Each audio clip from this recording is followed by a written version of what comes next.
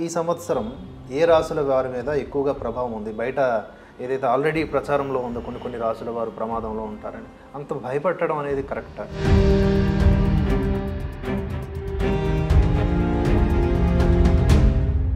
మొత్తం మీద చూస్తే కనుక విశ్వావసునామ సంవత్సరం అత్యధికంగా సానుకూలాంశాలే కనిపిస్తూ ఉన్నాయి. ఇప్పుడు ఉగాది నాడు పంచాంగ శ్రవణం అనేది ఒక మనకి ఉన్న ఆచారము.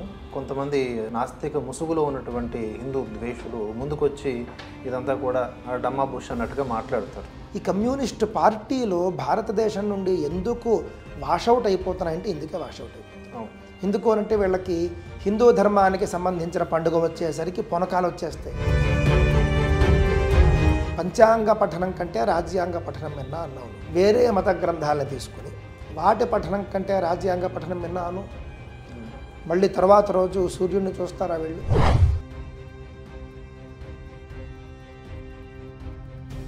పర్టికులర్గా మళ్ళీ మనం చెప్తే ఇబ్బంది పడతారు కాబట్టి జనం.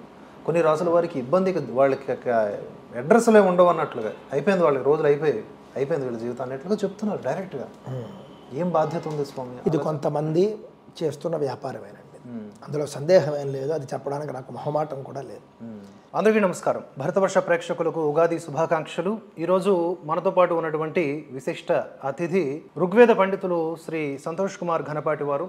సో వారితో మనం మాట్లాడి ఉగాదికి సంబంధించి పంచాంగము, జ్యోతిష్యము ఇత్యాది ఎన్నో విషయాలు తెలుసుకుందాం. అన్నిటికంటే మించి ఇప్పుడు రాబోతున్నటువంటి ఈ ఏడాదంతా కూడా చాలా బాగుంటుంది అని చెప్తూనే కొన్ని రాసుల వారు ప్రమాదంలో పడిపోబోతున్నారు. షష్టగ్రహ కూటమి, సూర్యగ్రహణము ఇత్యాది మాటలతో కొంతమంది జ్యోతిష్యం చెప్తూ ఉన్నారు. వాటిలో ఉన్నటువంటి వాస్తవం ఎంత, ఈ సంవత్సరం ప్రపంచానికి ఎలా ఉండబోతోంది, భారతదేశానికి ఎలా ఉండబోతోంది, వ్యక్తులుగా మనకు ఎలా ఉండబోతోంది, అన్ని విషయాల్ని కూడా ఘనపాటి గారు మనకి ఇప్పుడు వివరిస్తారు. దయచేసి ఈ వీడియోని చివరి వరకు చూసే ప్రయత్నం చేయండి. నమస్కారం స్వామి. మంగళం మహత్వం. 2025 ఉగాదికి సంబంధించినటువంటి విశిష్టత మీ ద్వారా తెలుసుకోవాలని ఉంది మన భరతవర్ష ప్రేక్షకులకి. ఈ ఏడాది ఉగాది ఏంటి ప్రత్యేకం? ఏమన్నా జాగ్రత్తలు తీసుకోవాల్సిన అవసరం ఉందా? కొంతమంది అప్పుడే భయపెట్టేస్తూ ఉన్నారు, ఈ రాశి వాళ్ళు డేంజర్లో పడ్డారు, ఇంకో రాశి వాళ్ళు ఏమీ చేయకపోయినా ఎక్కడికో వెళ్ళిపోతారని చెప్తూ ఉన్నారు. ఈ అంశాలన్నిటిపైన మీ అభిప్రాయం ఏమిటి? తప్పకుండానండి. భరతవర్ష ప్రేక్షకులందరికీ కూడా రాబోయే కొత్త సంవత్సరాది విశ్వావసునామ సంవత్సర శుభాకాంక్షలు తెలియజేసుకుంటూ, ప్రస్తుతం నడుస్తూ ఉన్నటువంటిది క్రోధి నామ సంవత్సరం అండి. క్రోధి అనేటటువంటి పేరులోనే మనం చూస్తే కనుక క్రోధం ఉన్నది. క్రోధం అంటే కోపం కూడా కాదండి, కోపాన్ని మించిన స్థాయి క్రోధం అంటే బాగా విపరీతమైన కోపం అని చెప్పచ్చు మనం. ఆ విధంగా కిందటి సంవత్సరం క్రోధినామ సంవత్సరం ఉగాది వచ్చినప్పుడే ఈ సంవత్సరం పేరేంటి నాయన ఇలా ఉంది అని కొంతమంది అనుకుని ఉంటారు. దానికి తగ్గట్టుగానే ఇంటింటా కలహం, ఇంటింటా గొడవలు, ఇద్దరు మనుషులుంటే చాలు గొడవ. ఈ విధంగా దేశాల మధ్య గొడవలు, రాష్ట్రాల మధ్య గొడవలు, భాషల మధ్య గొడవలు, ఇవన్నీ మనం చూస్తూ ఉన్నాం. ఇది క్రోధినామ సంవత్సర ప్రభావం అండి. అయిపోయింది ఇప్పుడు చక్కగా. నేను కూడా చాలా కాలంగా ఈ క్రోధి సంవత్సరం ఎప్పుడు వెళ్ళిపోతుందా అని చూస్తున్నాను. ఎందుకు అనంటే కనుక కొన్ని క్రోధాలు తగ్గుతాయని, ఇంకేం కాదు. రాబోయే సంవత్సరం అలా కాదండి, విశ్వావసునామ సంవత్సరము. విశ్వావసునామ సంవత్సరానికి మనం చెప్పాలంటే అనేక అర్థాలు ఉన్నాయి. మొదటి అర్థం మీకు చెబుతాను. విశ్వావసు అనేటటువంటిది ఒక గంధర్వుడి పేరు. 11 గంధర్వులు ఉంటారు, 11 మంది గంధర్వులు, 11 గంధర్వ గణాలు ఉంటాయి. అందులో విశ్వావసు గంధర్వ గణం ఒకటి. ఆ గణాధిపతి పేరు విశ్వావసు గంధర్వుడు. ఈ విశ్వావసు అనే ఆయన మన పెళ్ళిళ్ళలో కూడా ఉంటాడు. మన పెళ్ళిళ్ళలో ఈయనకు ఒక పాత్ర ఉంటుంది. ఏమిటా పాత్ర అంటే కనుక భార్యాభర్తల మధ్య ప్రేమను పుట్టించి అభివృద్ధి చేసే పాత్ర ఈయన. వాళ్ళ పెళ్ళి అయిపోయిన తర్వాత, పెళ్లికి సంబంధించిన కార్యక్రమాలు అయిపోయిన తర్వాత విశ్వావసు గంధర్వుడిని ఉద్వాసన చేస్తారు. ఇంక నువ్వు బయలుదేరవయ్యా, నీ పని అయిపోయింది, కొత్త జంటను చూసుకో, కొత్త జంట మధ్య మళ్ళీ నువ్వు ప్రేమ పెంచడం, అభివృద్ధి చేయడం ఇదంతా కూడా నువ్వు చూసుకో అని చెప్పి సగౌరవంగా పంపిస్తూ ఉంటారు. ఈ విధంగా జంటల మధ్య ప్రేమను పుట్టించడం, అభివృద్ధి చేయడం ఇదంతా కూడా విశ్వావసు గంధర్వుడి పని. అలాంటి పేరు ఈ సంవత్సరంకు ఉండడం వల్ల రాబోయే సంవత్సరంలో అందరి మధ్య కూడా ప్రేమాభిమానాలు వెళ్ళి విరుస్తాయి అని నేను నమ్ముతూ ఉన్నాను అన్నమాట. ఋగ్వేదంలో నేరుగా విశ్వావసు గంధర్వుడికి సంబంధించిన ప్రస్తావన ఉంటుంది. అందుకే ఆయన ఇద్దరి మధ్య ప్రేమాభిమానాలు పెంచుతాడు కాబట్టి, అలాంటి గంధర్వుడు కాబట్టి ఆయన ప్రస్తావన ఉంటుంది, వివాహ మంత్రాల్లో ఎక్కువగా ఉంటుంది. అలాంటి గంధర్వుడి పేరుతో ఈ సంవత్సరం ఉండడం మనకు ఎంతో సానుకూలంగా అనిపిస్తూ ఉన్నది. అంత మాత్రమే కాదు, విశ్వావసు అనేటటువంటి పేరుకు ఇక్కడ మరొక అర్థం కూడా మనం చూసుకుంటే కనుక విశ్వేషాం వసు యస్మాతు సహ విశ్వావసు అనేటటువంటి సమాసం కూడా మనకు కనిపిస్తూ ఉన్నది. అంటే అందరికీ ఎవరి వలన సంపదలు కలుగుతాయో ఆయన విశ్వావసు అన్నారు. అంటే ఎవరు? మహావిష్ణువు, విష్ణు దేవతావాచకం ఇది. విశ్వావసు అనేటటువంటి పేరు విష్ణు దేవతావాచకంగా కూడా మనకు కనిపిస్తూ ఉన్నది. కావున అందరికీ సంపదలను కలిగించేటటువంటి సంవత్సరము అనే అర్థం ఇక్కడ మనకు వస్తూ ఉన్నది. కావున ఇంతకాలము ఆర్థిక సమస్యల్లో ఉన్న వాళ్ళకు కూడా ఒక ఆశ అయితే మనం రేకెత్తించవచ్చు, ఇబ్బంది లేదు. మరొక సందర్భాన్ని మనం చూసుకుంటే కనుక విశ్వావసు సంవత్సరానికి సంబంధించి సర్వత్ర జాయతే క్షేమం సర్వశస్య మహార్ఘత అన్నారండి. విశ్వావసవు వరారోహే కార్పాసస్య మహార్ఘత అని చెప్పడం ద్వారా సర్వత్ర జాయతే క్షేమం, ఇది ముఖ్యం. అన్ని చోట్ల కూడా క్షేమం కలుగుతుంది, అందరికీ క్షేమం కలుగుతుంది అని. అందరికీ క్షేమం కలుగుతుందంటే ఎవరికి ఏమీ జరగదా అని కాదు, మెజారిటీ అత్యధికంగా క్షేమం కలుగుతుంది అని మనకు అర్థమవుతున్నది. ఆ విధంగా మనం దీన్ని క్షేమనామ సంవత్సరంగా కూడా చెప్పచ్చు. సర్వత్ర జాయతే క్షేమం అన్నప్పుడు ఎంతో సానుకూలంగా మనకు కనిపిస్తూ ఉన్నది. సర్వశస్య మహార్ఘత అన్నారు, పంటలు బాగా పండుతాయి, ధరలు పెరుగుతాయి అన్నారు. ధరలు పెరుగుతాయి అని అంటే ధరలు పెరగడం వల్ల రైతు బాగుపడతాడనేది నా అభిప్రాయం. ఆ విధంగా శస్యములు అంటే ధాన్యాలు, తృణధాన్యాలు ధరలు పెరుగుతాయన్నారు, దిగుబడి పెరుగుతుంది, పంటలు బాగా అభివృద్ధి చెందుతాయి, రైతులకు మంచి జరుగుతుంది. కానీ ధరలు పెరగడం వల్ల మనం కొంత ఇబ్బంది పడేటటువంటి అవకాశం కొంతగా కనిపిస్తూ ఉన్నది. వాళ్లకు దిగుబడులు పెరుగుతాయి, వాళ్లకు ధరలు పెరుగుతాయి, అంటే అమ్మేటటువంటి ధరలు వాళ్లకు పెరుగుతాయి, కొనే ధరలు పెరుగుతాయి అని మనకు అర్థమవుతున్నది. అదేవిధంగా తర్వాత కార్పాసస్య మహార్ఘత అన్నారు, ప్రతి దిగుబడి పెరుగుతుంది, ప్రతి పంట వాళ్లకు ధరలు పెరుగుతాయి, ప్రతి కొనుక్కునే వాళ్లకు ధరలు పెరుగుతాయి. అంటే బట్టల ధరలు పెరుగుతాయి, కాటన్, ప్రతి అంటే కాటన్ కదండి, కాటన్ ధరలు ఇక్కడ పెరుగుతాయి, వాళ్లకు పెరుగుతాయి, రైతు సుఖపడతాడు, కొనేవాడు కొంచెం ధరలు ఎక్కువయ్యాయి అనుకున్నప్పటికీ కూడా సుఖపడతాడు. ఇప్పుడు సినిమాలు వీళ్ళు మొదటి రోజు ప్రీమియర్ షోకి వెళ్ళడం ఒక్కొక్కడికి 3,000 రూపాయలు అంటాడు.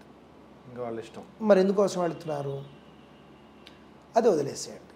సరే, అది ప్రీమియర్ షో, బాగా అభిమాన పిచ్చి ఉన్న వాళ్ళు వెళ్తారు. కానీ మొదటి వారం రోజులు మాత్రం మరి ఎక్కువ ధరలే ఉంటాయి కదా, వెళుతున్నారా లేదా? సినిమా ధరలు ఎందుకు పెంచారు అని ఎక్కడైనా సామాన్యుడు ఉద్యమం చేయడం చూసారా మీరు? వెళ్ళడం మానేస్తాడు కావలిస్తే. అదేవిధంగా ఈ యొక్క ధరల దగ్గరికి వచ్చేసరికి ఏమిటంటే రైతుకు లాభం చేకూర్చే సందర్భంలో కొన్ని ధరలు పెరుగుతూ ఉంటాయి అంతే. కావున మనం ఏ విధంగా అయితే మనం కొంతమంది ఏమంటారంటే సినిమా ఎప్పుడో ఒకసారి వెళ్తారండి, ఇవి నిత్యావసర వస్తువులు కదా, ఇది పెరగడానికి అది పెరగడానికి తేడా లేదా? ఖచ్చితంగా తేడా ఉంది, లేదు అని కాదు. కావున ఒక్కొక్కసారి ఆ విధంగా ధరలు పెరగడం అనేది జరుగుతుంది. కానీ ఈసారి పెరిగినటువంటి ధరలు రైతుకు క్షేమాన్ని కలిగజేస్తాయి. ఈ విధంగా మనం దృష్టిలో పెట్టుకోవాలి. ప్రతి పంటల వాళ్ళు, ప్రతి అమ్మేవాళ్ళు వాళ్ళందరికీ కూడా లాభాలు చేకూరుతాయి. కాటన్ అమ్మేవాళ్ళు అంటే బట్టలు, కాటన్ వస్త్రాలు అమ్మే వాళ్ళకు లాభాలు ఉంటాయి. మనం కొనుక్కోవాలంటే ధరలు పెరిగేటటువంటి అవకాశం మనకి కనిపిస్తూ ఉన్నదండి. మొత్తం మీద చూస్తే కనుక విశ్వావసునామ సంవత్సరం అత్యధికంగా సానుకూలాంశాలే కనిపిస్తూ ఉన్నాయి. క్షేమం కలుగుతూ ఉన్నది, ఆర్థికంగా చక్కగా అందరికీ కూడా లాభదాయకంగా ఉంది. నేను ఇందాక చెప్పాను కదండి, విశ్వేషాం వసు యస్మాత్ సహా విశ్వావసు అని చెప్పడం ద్వారా అందరికీ ఆయన ఇప్పుడు సంపదలు ఇవ్వాలి, ఆయన బాధ్యత అది. కావున ఆర్థిక సమస్యలో ఉన్న వాళ్ళు కూడా ఒకంత అమ్మయ్య అనుకునేట్టుగా రాబోయే సంవత్సరం ఉండబోతూ ఉన్నది. ఇది విశ్వావసునామ సంవత్సరం యొక్క విశిష్టత. ఓకే, అంటే మొత్తానికి క్రోధినామ సంవత్సరంలో పడ్డటువంటి కష్టాలు ఇక్కడ రిపీట్ అయ్యే అవకాశం లేదు. దేశవ్యాప్తంగా చూసుకుంటే ఉన్నటువంటి ఇబ్బందులు కానీ, ప్రపంచవ్యాప్తంగా చూసుకుంటే ఉన్నటువంటి యుద్ధాలు కానీ, ఇవి రిపీట్ అయ్యే అవకాశం లేదు, కొనసాగే అవకాశం లేదు. అంటే యాజ్ పర్ ద పంచాంగం ఎందుకంటే ఇది విశ్వావస్సు.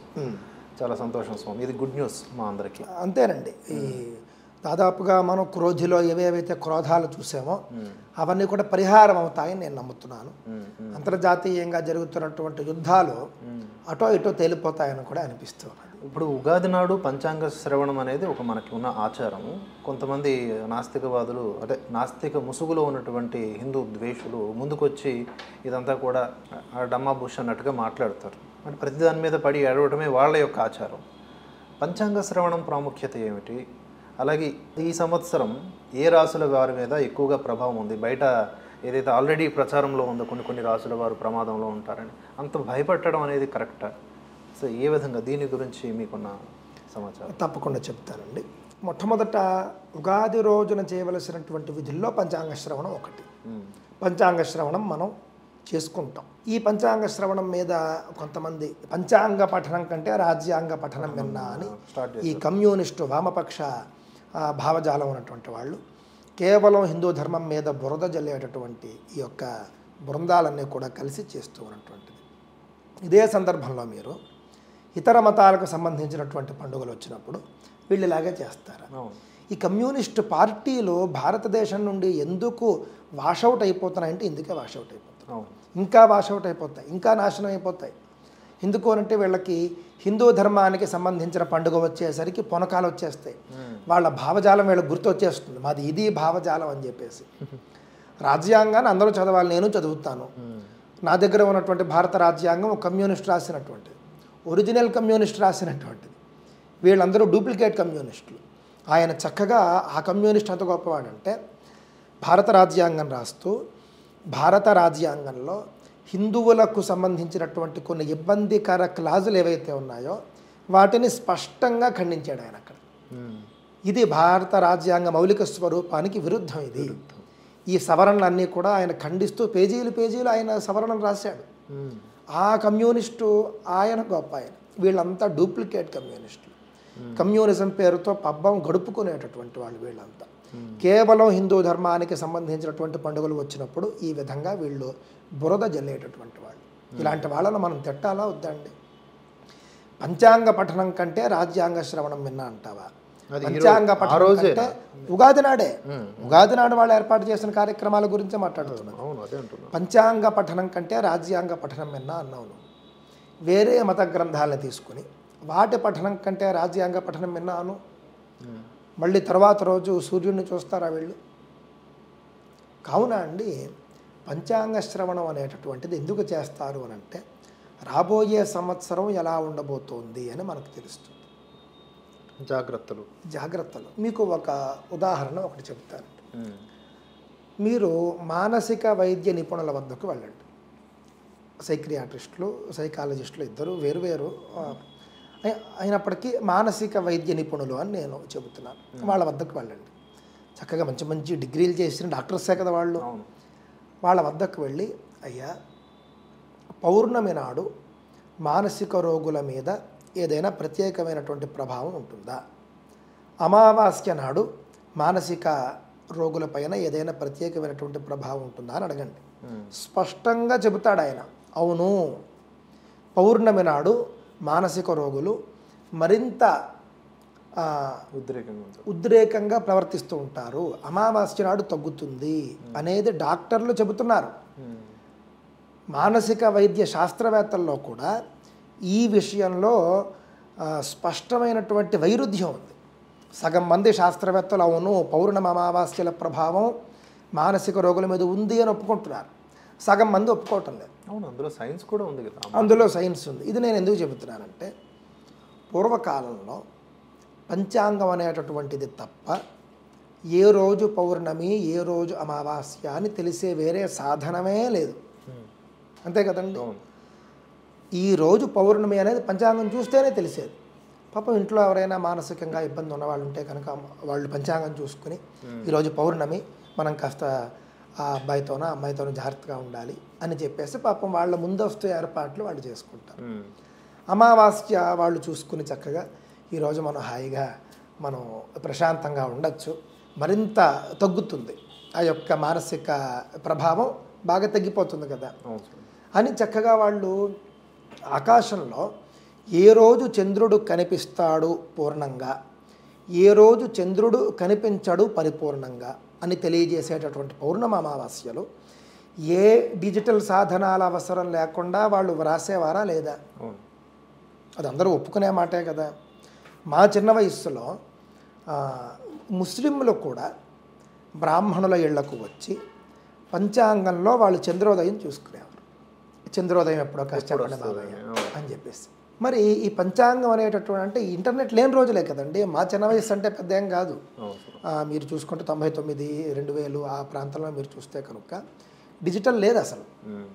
అప్పటికీ కూడా మీకు ఇంటర్నెట్ అందుబాటులో ఉండేది చాలా అపురూపం, చాలా కష్టంగా ఉండేది. ఈమెయిల్ అంటే చాలా పెద్ద విషయం భారతదేశంలో. అలాంటి రోజుల్లో ముస్లింలు కూడా వచ్చి చంద్రదర్శనం ఎప్పుడైనా పంచాంగంలో చూసుకునేవారు.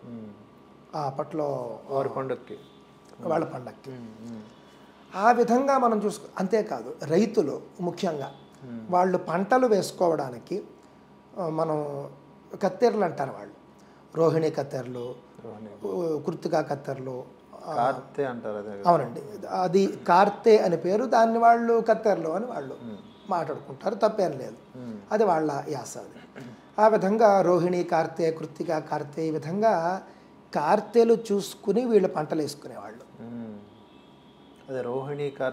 రోహిణి కార్తెలో రోడ్లు బద్దలవుతాయి అంటారు. ఈ విధంగా అంటే అంతటి వేడి ఉంటుందని.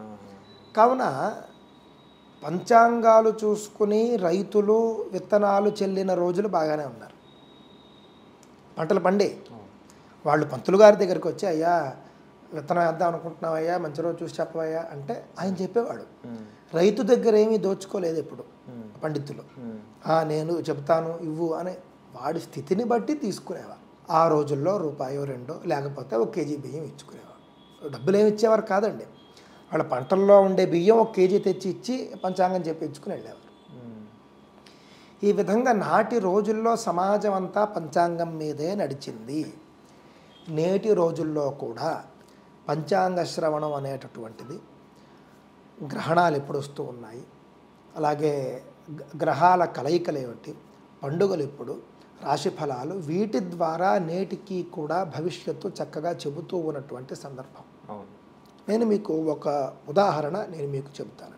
గతంలోనండి గుజరాత్ భూకంపం వచ్చినప్పుడు 2001లో అనుకుంటా భూకంపం వచ్చినప్పుడు గుజరాత్లో ఈ ఫలానా గ్రహాల స్థితి వల్ల భూకంపం రాబోతోంది అని స్పష్టంగా చెప్పిన జ్యోతిష పండితులు ఉన్నారు. నేను నా ఛానల్లో, హిందూ ధర్మక్షేత్రం ఛానల్లో నేను ఆధారాలతో సహా నేను చెప్పాను ఏ పత్రికలో ఏ జ్యోతిష పండితుడు రాశాడని చెప్పి. ముందు ఏమండి, జ్యోతిష్యం అనేటటువంటిది అబద్ధం అని ఎలా అంటారు? నీకు ఏ డిజిటల్ సాధన ఇవ్వద్దు. నువ్వు ఆకాశంలో చంద్రుడి స్థితిగతులు చెబుతున్నారా లేదా, సూర్యుడి స్థితిగతులు చెబుతున్నారా లేదా, ఖగోళ రహస్యాలు ఎన్నో చెప్పారు. ఖగోళ రహస్యాలను 2500 సంవత్సరాలకు పూర్వమే చాణక్యుడు చెప్పాడు. ఆకాశానికి వార్తాహరుల్ని పంపటం లేదు, అంటే మనుషుల్ని పంపటం లేదు. అలాగే వీళ్ళేమి ఆకాశం నుండి దూతలు ఎవరో వచ్చి వీళ్ళకి చెప్పటం లేదు. అయినప్పటికీ వీళ్ళు ఇంట్లో కూర్చుని వేళ్ల మీద లెక్కలు కట్టి ఖగోళ రహస్యాలు చెబుతున్నారు కదా. అలాంటి వాళ్లను విద్వాంసులు కాదు అని ఎలా అంటాం మనం? విధ్వంసకరులు అలాగే అంటారు. విధ్వంసకరులు విద్వాంసులను ఎప్పుడూ ఒప్పుకోరు. ఏమండి, బాగా చెప్పారు. అందువల్ల ఈ ఇన్ని విషయాలు చర్చించేటటువంటి ఆ యొక్క పంచాంగానికి సంబంధించి వీళ్ళ పిచ్చి, వీళ్ళ యొక్క ఉన్మాదాన్ని చూపిస్తూ ఉంటారు. అంటే దీనికి గల కారణం కూడా ఒకటి అయ్యిండొచ్చు స్వామి. జ్యోతిష్యం పేరిట ఎవరు పడితే వాళ్ళు ముందుకు రావటం, దాని మీద శాస్త్ర అవగాహన లేకపోయినా ఏదో 4 మాటలు, కేవలం మాటల గారిడితో నాకు అన్నీ తెలుసు అనేలాగా తామును ప్రమోట్ చేసుకొని అదే జ్యోతిష్ శాస్త్రంగా జనబాహుల్యంలోకి తీసుకువెళ్ళిపోయి ఇప్పుడు ఈ నింద పడ్డానికి కారణం అయ్యిండొచ్చేమో అని. ఇప్పుడు చూడండి, ఈ సంవత్సరం ఏదైతే ఉందో విశ్వావసు, ఈ నామ సంవత్సరంలో కొన్ని రాసుల వారికి పర్టికులర్గా మళ్ళీ మనం చెప్తే ఇబ్బంది పడతారు కాబట్టి జనం, కొన్ని రాసుల వారికి ఇబ్బందికి, వాళ్ళకి అడ్రస్లే ఉండవు అన్నట్లుగా అయిపోయింది, వాళ్ళకి రోజులు అయిపోయింది వీళ్ళ జీవితం అన్నట్లుగా చెప్తున్నారు డైరెక్ట్గా. ఏం బాధ్యత ఉంది స్వామి? ఇది కొంతమంది చేస్తున్న వ్యాపారమేనండి, అందులో సందేహం ఏం లేదు. అది చెప్పడానికి నాకు మొహమాటం కూడా లేదు. కొంతమంది, అందరూ అన్నాను నేను, జ్యోతిష్య శాస్త్రం గొప్పది, జ్యోతిష్యం చెప్పేవాళ్ళు గొప్పవాళ్ళు, దైవజ్ఞులు అంటారు వాళ్ళని. నిజంగా శాస్త్రీయంగా చెప్పేవాళ్ళు మహానుభావులు ఉన్నారు, నేటికి భాగ్యనగరంలోనే ఉన్నారు. వాళ్ళని పక్కన పెడితే కొంతమంది భయంతో పబ్బం గడుపుకునే వాళ్ళు ఉన్నారు. భయపెట్టి నీ రాశి ఇది, నీ రాశి నువ్వు ఇంకా సర్వనాశనం అని చెబితే వీడు వాళ్ళ అపాయింట్మెంట్ తీసుకుని పరిహారానికి వాళ్ళ దగ్గరికి వెళ్తాడు. ఇలాంటివి తప్పు కదండి. తప్పు. నిజంగా ఉన్నదన్నట్లు చెప్పు. నిజంగా రాశిలో తేడా ఉంటే అందులో ఉన్నది చెప్పు, పంచాంగంలో ఉన్నది నీ ఇబ్బంది ఇది అని చెప్పు. ఆ ఇబ్బంది పరిహారానికి ఖర్చు పెట్టుకోగలిగే వాళ్ళైతే కనుక ఇది పరిహారం, ఇది చేసుకోండి అని చెప్పండి. ఖర్చు పెట్టుకోలేని వాళ్ళు వాళ్ళంతటా వాళ్ళు స్వయంగా చేసుకునే పరిహారాలు చెప్పచ్చు కదా. ఈ ఫలానా చెట్టు చుట్టూ ఒక ఇన్ని ప్రదక్షిణలు చేయి, ఫలానా ఆవుకు అరటిపండు పెట్టు, ఇంకా చాలా ఉంటాయండి. ఖచ్చితంగా పండితుల్ని పిలిపించి చేయించుకోవాల్సినవే ఉండవు అన్ని పరిహారాలు. ఆ శక్తి లేని వాళ్ళు స్వయంగా చేసుకోవచ్చు, అవి చెప్పచ్చు కదా. లేదు నీ రాశి ఇది, నువ్వు సర్వనాశనం, ఇదిగో నా అపాయింట్మెంట్ నెంబర్ ఇది మరి దారుణమే కదండి. వాళ్ళ దగ్గరికి రప్పించుకుని డబ్బులు తీసుకోవడం కోసం చేస్తున్న ఇలాంటి వాళ్ళను మనం ఒప్పుకోకూడదండి, చాలా తప్పు. సమస్య లేదు అంటే వాడు రాడు కదా. అంతే కదండి, క్రియేట్ చేస్తున్నారు అంతేనండి. ఈ విధంగా ఏ రాశి సర్వనాశనం ఉండదు, ఏ రాశి అంతా బాగుండడం ఎప్పుడూ ఉండదు. అంతెందుకు మీరు ప్రపంచవ్యాప్తంగా ఉన్నటువంటి అందరినీ చూడండి, సంవత్సరం మొత్తం నీకు బాగా నడిచిందా అని ఏ ఒక్కరిని అడిగినా అవునని చెబుతాడా? అవునని చెప్పడు కదండి. ఎంత అంబానీ అయినా కూడా, లేకపోతే అధికారంలో ఉన్న ట్రంప్ మోడీ గారు లాంటి వాళ్ళైనా కూడా, ఎవరైనా ఏ స్థానంలో ఉన్న వాళ్ళైనా సంవత్సరంలో వాళ్ళకి ప్లస్సులు మైనస్లు రెండూ ఉంటాయి. మరి అలాంటప్పుడు ఒక రాశే గొప్పగా, పైగా ఇంకో మాట చెబుతాను మీకు నేను, ఈ రాశి ఫలాలు అనేటటువంటిది గోచార రీత్యా చెప్పేటటువంటివి ఓవరాల్గా మనకు కనిపిస్తాయి. కానీ ఎవరి జాతకంలో వాళ్లకు ఆ గ్రహాలు బలంగా ఉంటే ఆ రాశి ఫలం ఆ రాశి వాడే అయినా వాడికి అది వర్తించదు. ఇప్పుడు ఏళ్ళనాటి శని ఉందండి, ఇప్పుడు ఏళ్ళనాటి శనికే అందరూ చెప్పేస్తోంది. రేపు అనగా 29వ తేదీ ఏళ్ళనాటి శని కొత్తగా కొన్ని రాశుల వాళ్ళకి ప్రారంభమవుతుంది. అంటే శని ఇప్పటిదాకా కుంభంలో ఉన్నాడు, మీనరాశికి ఆయన రేపు మారుతూ ఉన్నాడు. ఎప్పుడైతే ఆయన మీనరాశికి వస్తూ ఉన్నాడో కొత్తగా మేషరాశి వాళ్ళకి ఏళ్ళనాటి శని ప్రారంభమవుతుంది. మీనరాశిలోకి స్వయంగా ఆయన వస్తున్నాడు కాబట్టి మీనరాశి వాళ్ళని బెదరగొట్టేస్తున్నారు. దానికి తోడు మీనరాశిలో ఎల్లుండి సూర్యగ్రహణం ఏర్పడుతుంది. రేపు మీనరాశిలోనే షష్ఠగ్రహ కూటమి, మీనరాశిలోనే షడ్గ్రహ కూటమి ఏర్పాటవుతూ ఉన్నది. మీనరాశిలో మొత్తం 3 సంఘటనలు. దాంతో ఇంక మీనరాశి వాళ్ళు ఇంకా అసలు వాళ్ళకి ఇంకా నూకలు చెల్లిపోయాయన్నట్లుగా ప్రచారం వచ్చేసింది. మీనరాశి వాళ్ళది అయిపోయింది, ఇంకా అసలు నూకలు లేవు వాళ్ళకి అని చెప్పేసి. ఇది మనం వేరువేరుగా మనం చూస్తే మీనరాశిలోకి శని వస్తూ ఉన్నాడు. మీనరాశి వాళ్ళకి ఏళ్ళనాటి శని ప్రారంభమై 2.5 సంవత్సరాలు అయింది ఇప్పటికే. ఇప్పుడు మీనంలోకి వస్తున్నాడు కాబట్టి మరింత ఎక్కువగా ఉంటుందని కొంతమంది అనుకోరు. కానీ వాళ్ళ జాతకంలో శని బాగుంటే ఇదే శని వాళ్ళకు యోగిస్తాడు. జాతకంలో శని బాగున్న వాళ్ళకి ఏళ్ళనాటి శని చాలా మంచి చేస్తుంది. ఇది చెప్పడం చాలా తక్కువ. శనిదేవుడు ఎంత కష్టపెడతాడో అంతే కదండి. రాజయోగాలు ఇచ్చేది కూడా ఆయనే కదా. శని మీ జాతకంలో బాగున్నాడు అనుకోండి, మీకు రాజయోగం. ఈ విధంగా ఉంటాయి కొన్ని. కావున మీనరాశిలోకి శని రావడం వల్ల అని కొంతమంది అనడం. మేషరాశి వాళ్ళకి కొత్తగా ఏళ్ళనాటి శని ప్రారంభమవుతుంది, నిజం. ప్రతి మనిషి జీవితంలోనూ ఏళ్ళనాటి శని ఉంటుంది. ఏమంటే ఒక 50 ఏళ్ళు జీవించే ప్రతి వ్యక్తి జీవితంలోనూ ఏళ్ళనాటి శని ఉంటుంది, ఒక 30 ఏళ్ళు. కావున జాతకంలో శని బాగుంటే ఏళ్ళనాటి శని చాలా అద్భుతం. ఏళ్ళనాటి శని గురించి ఎదురు చూడాలి మనం. మరి అప్పుడు మీనరాశి వాళ్ళకి మంచి ఫలితాలు కూడా మంచి ఫలితం కూడా వచ్చే అవకాశం ఉంది కదా. ఈ విధంగా ఒకటి. రెండవదేమో షడ్గ్రహ కూటమి మీనరాశిలోనే కదా, దానివల్ల ఇంకా అంతే అయిపోయింది. 6 గ్రహాలు దండయాత్ర చేస్తున్నాయని చెప్పడం.